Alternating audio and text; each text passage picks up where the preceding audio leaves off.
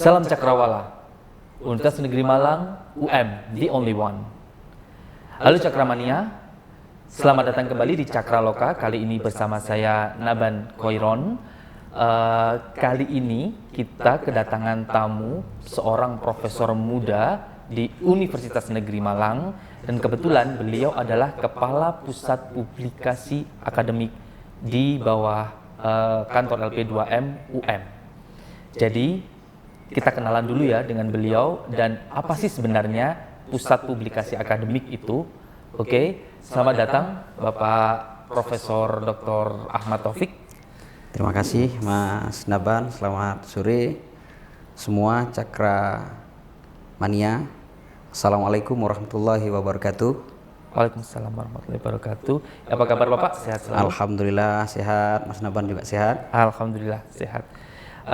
Jadi kali ini Bapak, kita akan berbicara terkait dengan publikasi akademik dan kenapa sih ada pusat dan apa sih tugas pusat di LP2M. Jadi kita akan mengulik secara keseluruhan terkait dengan potensi dan nanti juga manfaat di pusat publikasi akademik di Universitas Negeri Malang. Jadi sejak kapan sih sebenarnya pusat publikasi akademik di UM ini ada, Bapak? Baik, terima kasih Mas Naban, para Cakra Mania dimanapun berada yang berbahagia. Alhamdulillah di kesempatan sore yang berbahagia ini kita bisa bersua dalam diskusi santai terkait dengan publikasi akademik di Universitas Negeri Malang. Seperti yang telah ditanyakan tadi, bahwa keberadaan Pusat Publikasi Akademik Universitas Negeri Malang lahir salah satunya karena Universitas Negeri Malang ingin meningkatkan kualitas dan juga kuantitas publikasi ilmiah, baik dalam tingkat nasional maupun internasional. Kalau dilihat dari sejarah berdirinya, sekitar tahun 2015 itu kita berdiskusi santai waktu itu dengan Dekan FMIPA, dengan pimpinan Pak Rektor, dengan pimpinan dan juga dengan beberapa pimpinan fakultas yang lain termasuk juga LP2M. Waktu itu sekitar tahun 2015, tepatnya September, itu melihat publikasi kita waktu itu hanya sekitar 39 artikel ilmiah internasional bereputasi, yaitu yang terindeks Scopus maupun Web of Science. Padahal jumlah dosen kita itu sekitar 1000 lebih. Kemudian mahasiswa kita yang pasca terutama itu juga tidak kalah sedikit, juga sekitar 1000 lebih, 2 dan S3. Angka pastinya saya tidak hafal. Itu menjadi keprihatinan kita semua, dan itu bahkan juga menjadi masalah tidak hanya di UM, itu juga masalah di nasional ya. Hampir seluruh universitas, baik universitas yang baru termasuk juga universitas yang lama yang sudah established itu merasakan bahwa Indonesia secara umum itu di ASEAN waktu itu berada di peringkat yang kurang memuaskan. Oleh sebab itu kita di Universitas Negeri Malang oleh seluruh sivitas akademika diinisiasi dari para pimpinan dari pusat, fakultas termasuk jurusan dan lembaga waktu itu juga LP2M, ini kita menginisiasi apa yang harus kita lakukan untuk meningkatkan kualitas dan kuantitas publikasi ilmiah khususnya di jurnal internasional bereputasi waktu itu.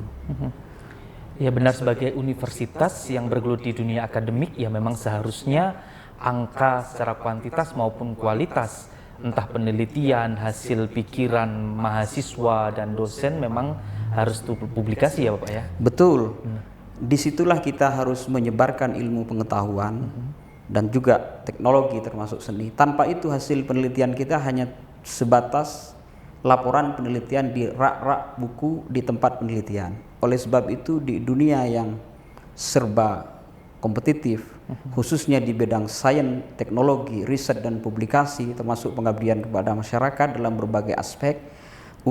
Menginisiasi untuk membuat waktu itu belum menjadi pusat, tapi masih menjadi tim, yaitu yang disebut dengan TPP, Tim Percepatan Publikasi Internasional waktu itu.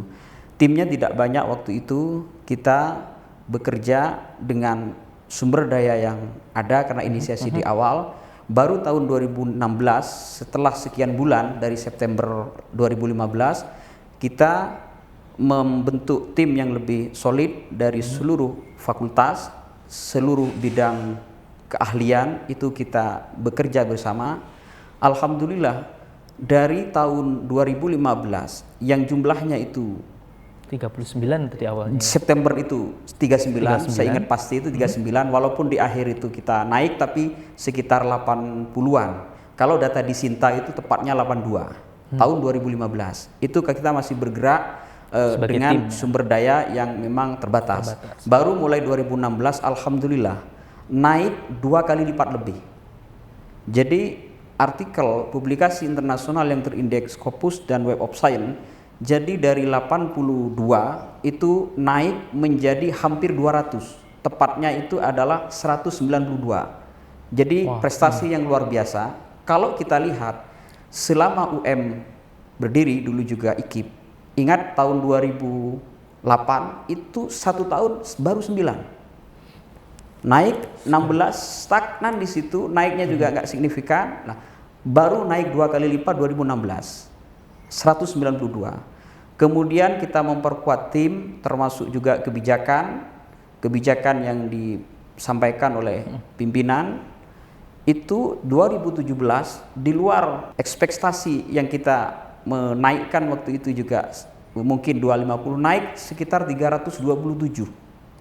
Cukup signifikan naik berarti Pak ya. Sekian kali lipat dari 15 sebelum kita berdiri. Baru setelah itu kita waktu itu bukan di bawah LP2M kita, tim TPP itu di bawah rektorat langsung. Kemudian karena tugas kita, tantangan kita semakin banyak, baru dibentuklah pusat publikasi akademik, di mana kita itu menaungi satu percepatan publikasi internasional, tidak hanya untuk dosen, tapi juga untuk mahasiswa S1, S2 dan S3. Di situ kita melayani banyak, mulai dari review, pendampingan, submit, proofreading, sampai proses revisi sampai accepted. Dan alhamdulillah sangat banyak mahasiswa khususnya yang pasca sarjana merasakan ini. Kemudian juga teman-teman yang naik pangkat, termasuk khususnya ke lektor kepala dan guru besar, itu sudah sangat banyak juga, mulai dari tahun 2016 itu sampai sekarang yang bersama-sama dengan kami itu bekerja bersama, belajar bersama, itu bisa tercapai. Alhamdulillah tahun 2018 itu naik sekitar 600, baru naik lagi 1000 lebih. Lah ini pencapaian yang luar biasa. Logikanya misalkan seandainya ada 1200 lebih, kita bayangkan ambil data misalkan 1300-an, sekitar itu, kurang lebihnya segitu. Kalau misalkan dosen kita itu 1100-an atau 1200-an, artinya kan sudah satu dosen sudah punya, kalau dibagi rata-rata sudah satu publikasi internasional bereputasi.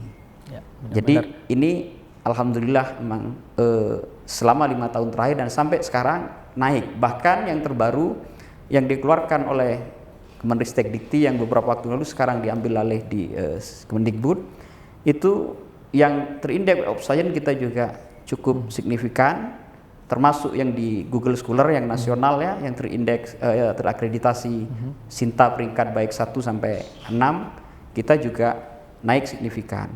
Dan alhamdulillah di pusat publikasi ini tidak hanya kita mendampingi bagaimana penulisan, bagaimana percepatan publikasi internasional bereputasi, tapi juga kita itu yang tim TPP di bawah pusat publikasi akademik itu kita ada 4, satu TPP yang tadi, yang kedua TPJK.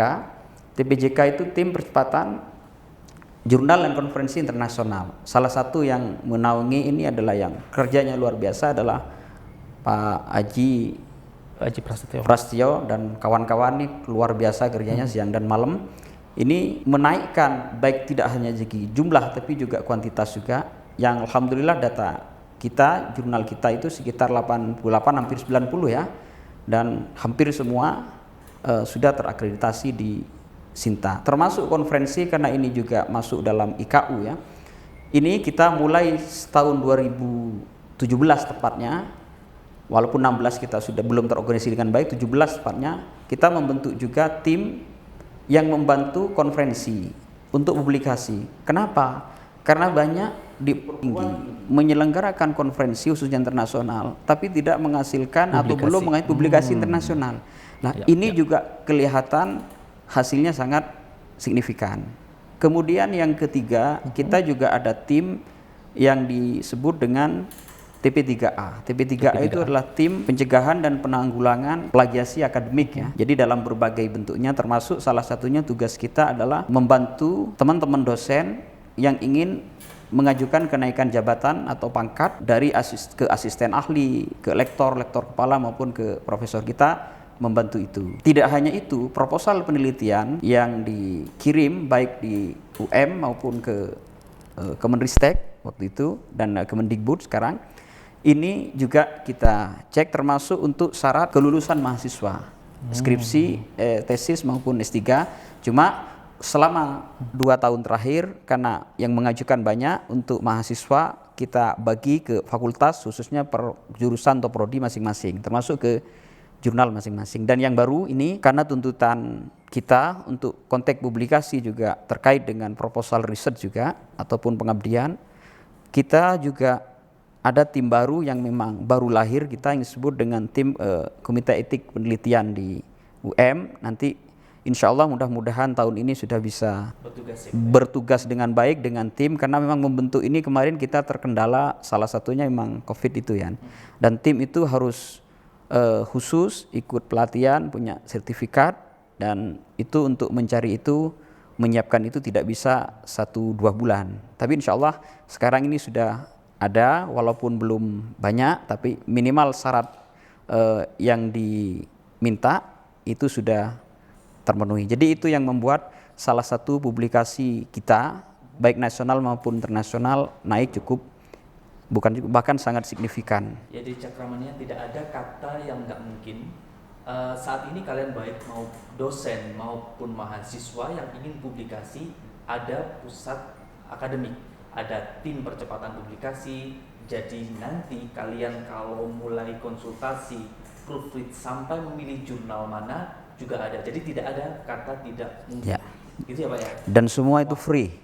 Semua free, gratis. Ingat Cakramania, semua free. Gratis. Jadi manfaatkan benar-benar pusat publikasi akademik ini sebaik mungkin, baik dosen maupun mahasiswa. Jadi apalagi nanti kalian yang nggak lulus nih, karena katanya sekarang kalau tesis ya Pak ya, dalam bentuk artikel harus publikasi nih.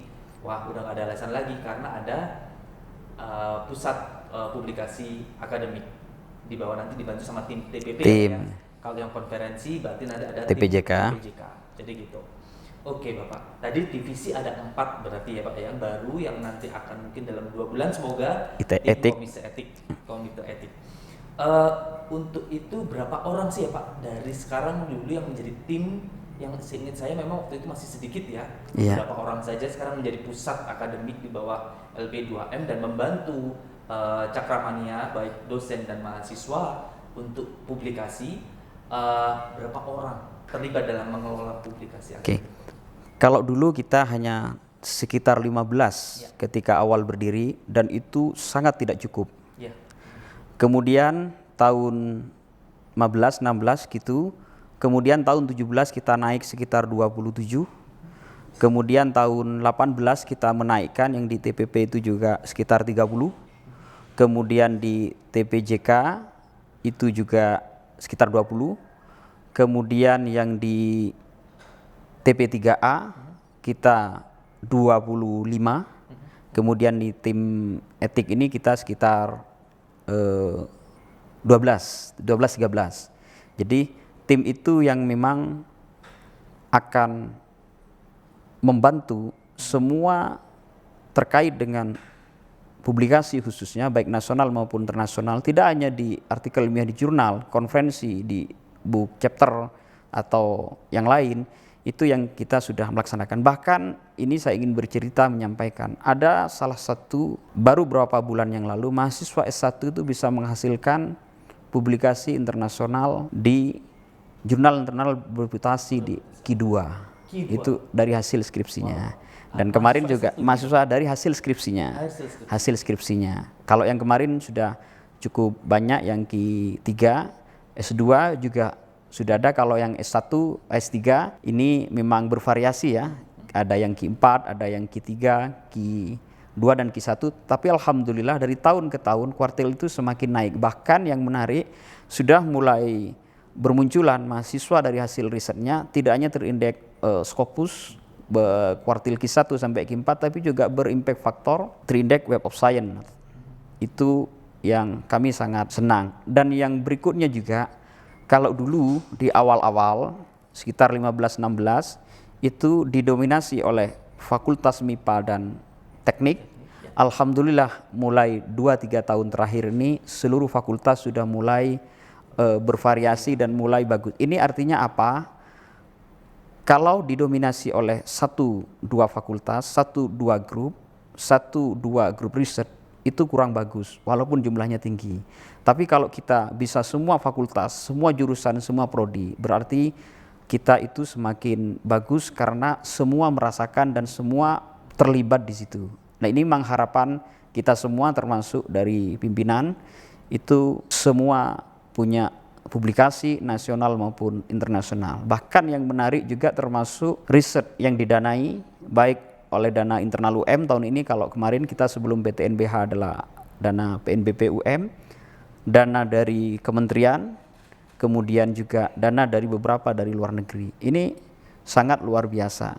Yang menarik terakhir, kolaborasi publikasi kalau dulu didominasi oleh internal UM, sekarang kita Sivitas UM baik dosen maupun mahasiswa sudah berkolaborasi dalam riset dan publikasi dengan beberapa peneliti maupun dosen dengan latar belakang perguruan tinggi di Indonesia dan juga di luar negeri. Ini menandakan iklim akademik kita semakin membaik, dan ini harapan kita. Memang dunia tanpa batas, tidak hanya aspek tertentu tapi juga masuk aspek riset dan publikasi.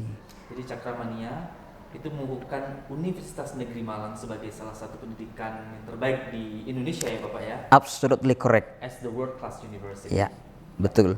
Karena zaman sekarang ini kita harus pandai berkolaborasi. Kalau dulu kita berkompetisi ya, sekarang kita harus pandai berkolaborasi. Karena dunia kita harus bekerja bersama. Benar. Jadi seperti kalian ketahui ya Cakramania, pusat akademik, publikasi akademik itu sekarang terdiri dari segitu besar personil. Itu menunjukkan bahwa memang kerja kolaborasi itu lebih bermanfaat, karena dengan publikasi yang lebih banyak menunjukkan kebermanfaatan terhadap dunia ilmu dan masyarakat, kembali lagi ke masyarakat. Betul.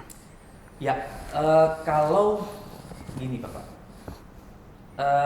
pastinya dosen dan mahasiswa bisa memanfaatkan layanan yang diberikan oleh pusat publikasi akademik ini.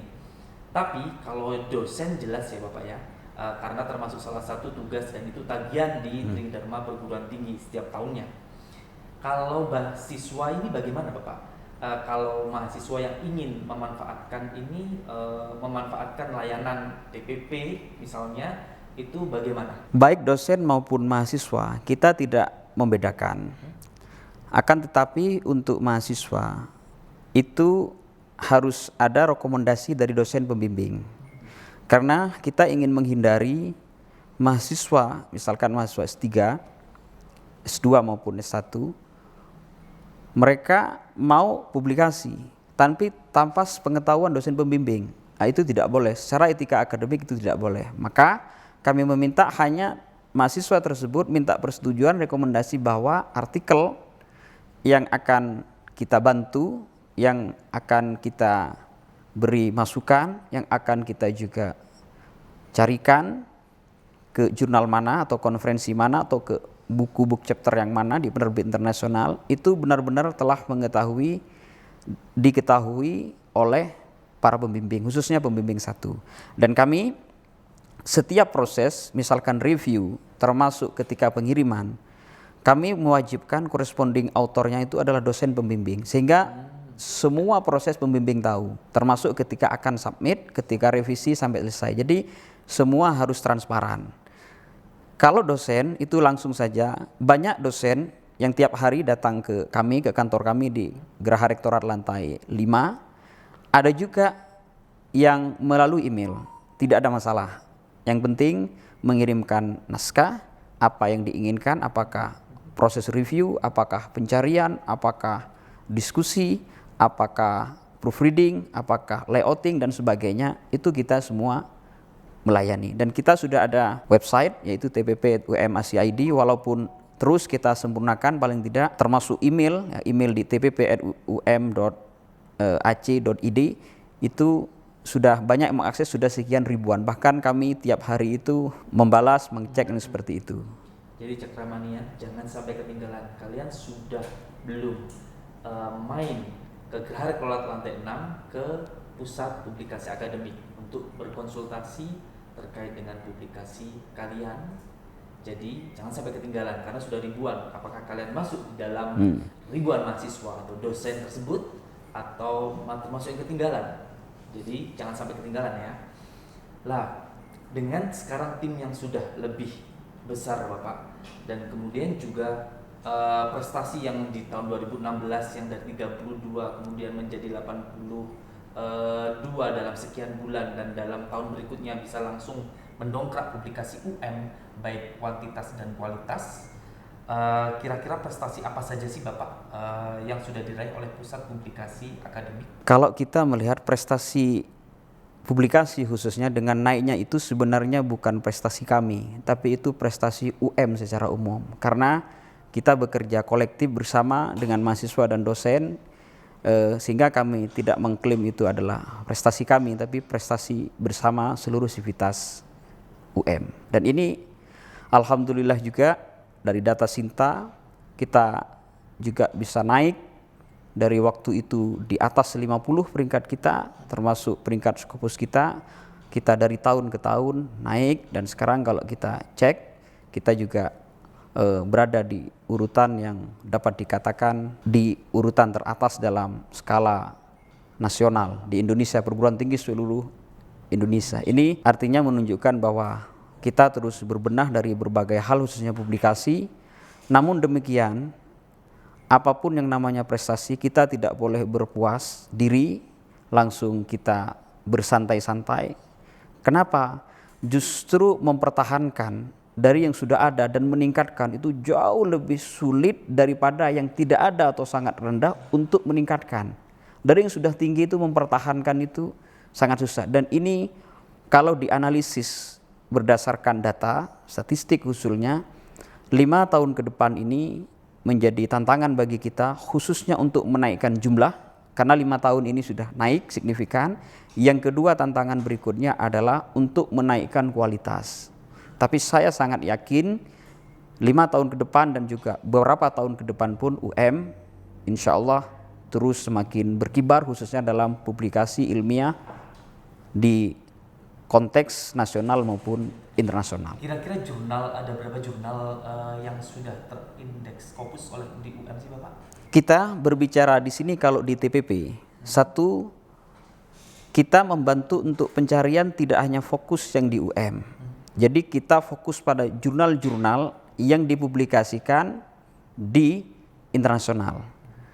Satu, kalau dilihat, ini saya berbicara artikel dulu yang dipublikasikan, belum jurnalnya, itu kita sudah 5.000 lebih, 5.017 per hari ini.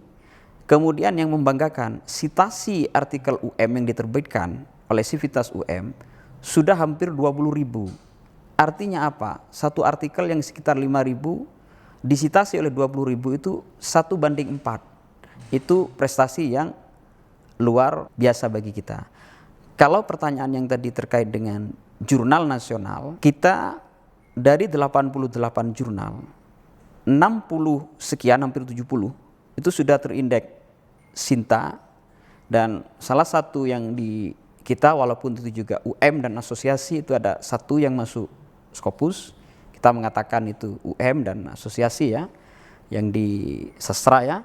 Kemudian kita juga mempersiapkan mulai 2 tahun yang lalu dan tahun kemarin kita juga gencar, dan insya Allah kita mudah-mudahan tidak lama juga, walaupun tantangannya juga tidak mudah ya, cukup berat.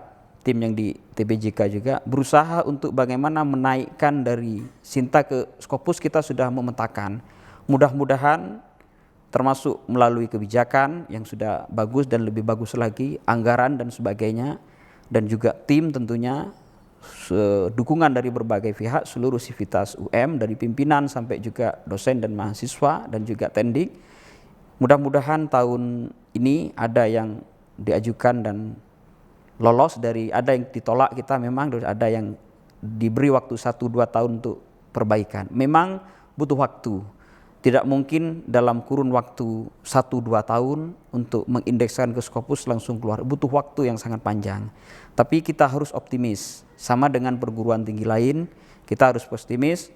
Insya Allah nanti tahun depan saya yakin kita bisa nambah itu jurnal kita yang terindeks Skopus.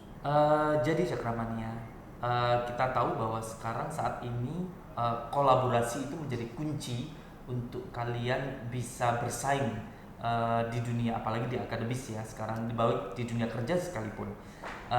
Jadi manfaatkan sekali lagi publikasi dengan kolaborasi dan dengan bantuan dan layanan dari pusat publikasi akademik untuk meningkatkan kualitas maupun kuantitas publikasi Cakramania sekalian. Sebelum kita tutup bincang-bincang kali ini, Prof, ada pesan nggak buat Cakramania yang di rumah sekalian? Oke, baik. Para Cakramania yang berbahagia dimanapun berada, dalam konteks diskusi kita sore ini, konteks publikasi ilmiah, khususnya publikasi internasional bereputasi, banyak yang mengatakan, baik mahasiswa maupun dosen, publikasi internasional bereputasi untuk menghasilkan itu susah atau tidak mudah.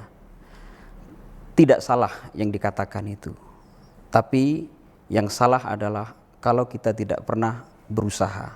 Selama kita berusaha, semua itu akan menjadi mudah. Salam Cakrawala, UM, the only one.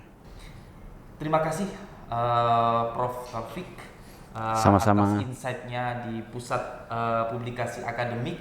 Kalau nggak gini, Cakramania nggak tahu nih, ternyata ada yang bantuin loh untuk publikasi ya, sampai kalian bisa benar-benar publish di istilahnya jurnal yang terindeks Bereputasi. yang bereputasi, Skopus sekalipun. Jadi nggak ada kata yang susah. Oke, terima kasih Prof sudah hadir menemani kami kali ini. Sekali lagi selamat untuk UM ke depannya di pusat publikasi akademik, apalagi sekarang menjadi world class university ya Pak Prof ya, menjadi 16 besar yang termasuk world class university di Indonesia. Jadi semoga publikasi kita terus meningkat, Amin. kuantitas maupun Kualitas. Terima kasih untuk Cakramania sekalian. Salam Cakrawala, UM the only one. The only one.